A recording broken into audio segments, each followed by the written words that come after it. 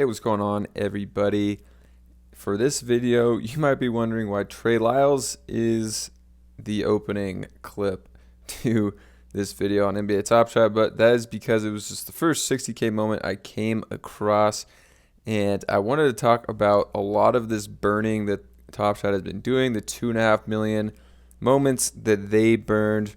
I also want to get into locking and even the upcoming locker packs, which we all assume are coming at some point, hopefully in the next month or two. So I'm going to talk about all of these deflationary things that NBA Top Shot is doing and see if they're actually affecting prices of moments and the floor and all things like that. So stay tuned for all three of those things in this one. If you didn't check out my last video on 5 flash challenge ideas that I had, it'll be linked at the top of the description, also the end card of this video. So for this one, 1,200 of these for sale at $2. So if you look here, there's still a long ways to go to get to $3 on this one. A lot of sales have to happen. And the next thing you can see here is that there are 5,400 burned. So the burning compared to the locker room hasn't been as deflationary so far, but obviously the bulk of these burned happened within that 2.5 million all at once, essentially, or over 48 hours or something, however long it took to burn all of them. But another reason why this didn't affect the floor price really of this moment or any moment in particular that got burned through this is because this burn number didn't come from the owned moments. So there's still 25,000 owned. This number was probably about the same before the great burning happened of 2.5 million moments.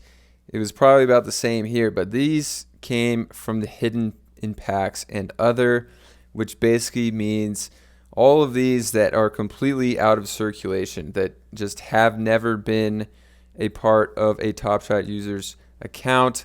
So this number was probably above 10,000 here before that burning. So really the bulk of these came from here, and that's why it didn't really affect price of any moments, I would say. So if this is a little confusing, I'll try to explain it a little better. And with that, I'm going to just bring up a hustle and show. So we can see right here, Kent Bazemore is just $2 compared to one of these moments that was needed recently in a burning challenge, which is of course way at the bottom. So I had to scroll down all the way to the bottom to find it. But it's OG Anunoby, who's double the price of $4. So it's not a huge difference, but just using this as an example because I know it happened recently and I couldn't think of another one. So if we open up both of these, the first thing you'll see about Kent Bazemore here right at the top is that there's still 765 for sale. So, and there's none that have actually been burned of this. But with Anunoby, there's only 361 for sale. So less than half the amount for sale.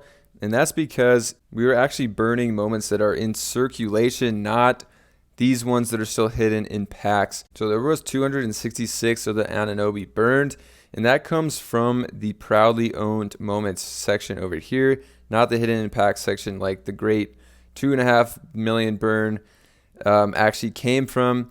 And also it came from these for sale. So a lot of the ones listed for sale were bought up. So this one is close to $5. Because a lot of these that were for sale got scooped up, so there's just not as many for sale.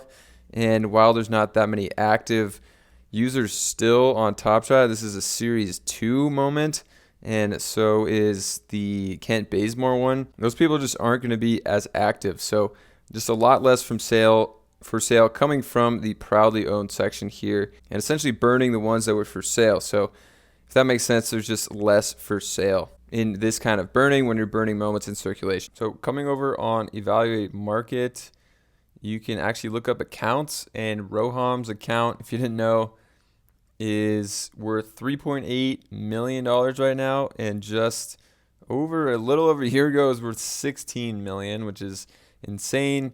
He has 2,645 NFTs in his collection, in his Top Shot collection, and you can see he has some big grails up here. Like he's got LeBron Hollows, he's got from the top Derrick Roses, he's got 2 Cosmic LeBrons here, 3 Cosmic Lucas.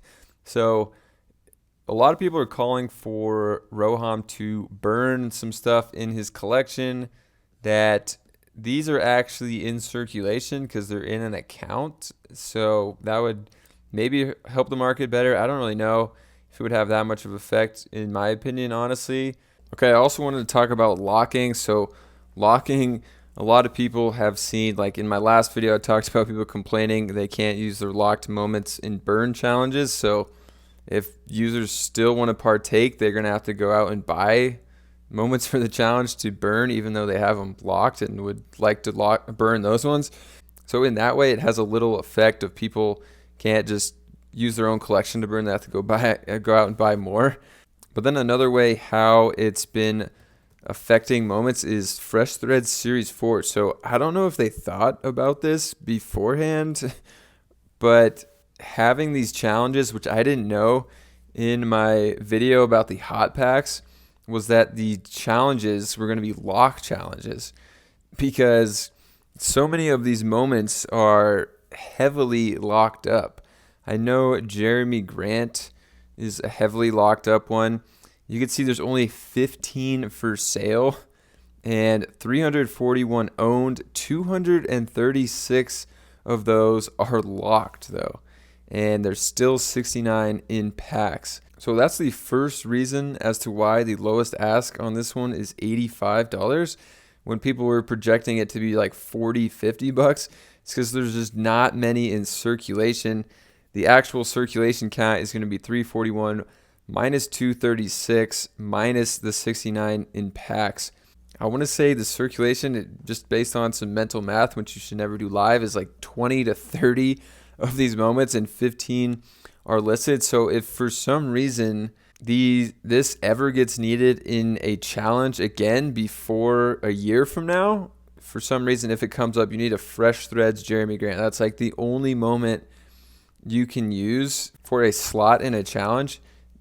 The price of these could go nuclear, and I'm not even kidding. There's 30 in circulation, which is less than legendary moments. I think the smallest mint count, I have to check on this, for legendary mint counts is 25 right here for these challenge awards. I think that's the lowest, and we're getting really close to that, being at that. And look at the price of this. This is $120,000. So if we come back to this Jeremy Grant challenge, say there's a Luka Doncic challenge, and one of the slots is, say you need to collect, for some reason it just comes out to, again, where you only need a Fresh Threads Jeremy Grant.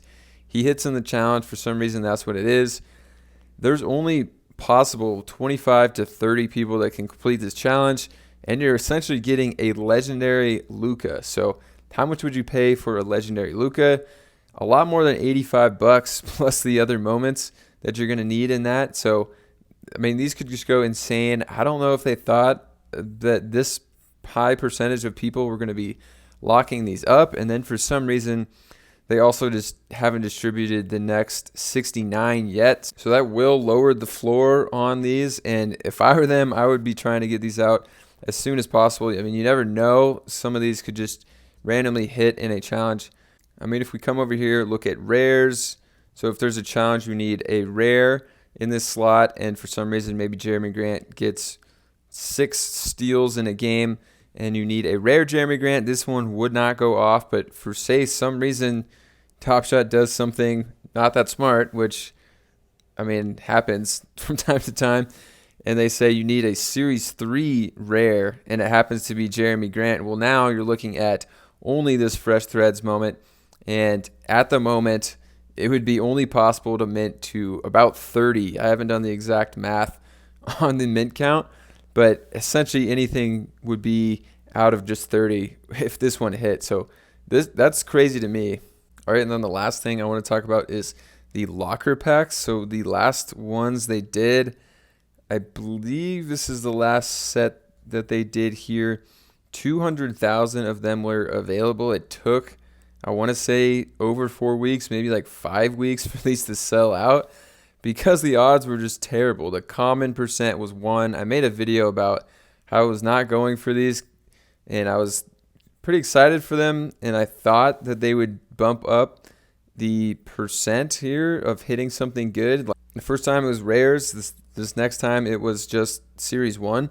And you can see they left it at 1% and then threw in these other things to make people a little excited, but these non-base set common moments were terrible. I looked at the list.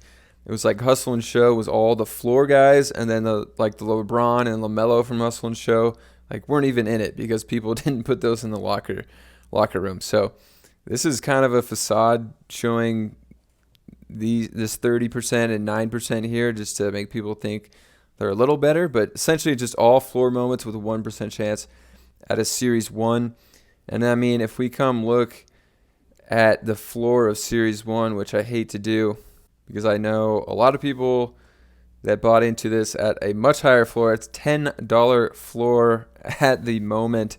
So you could hit that 1% chance, and then you could get any one of these moments that are like $12 or less and just still not make your money back even if you hit on that 1% chance.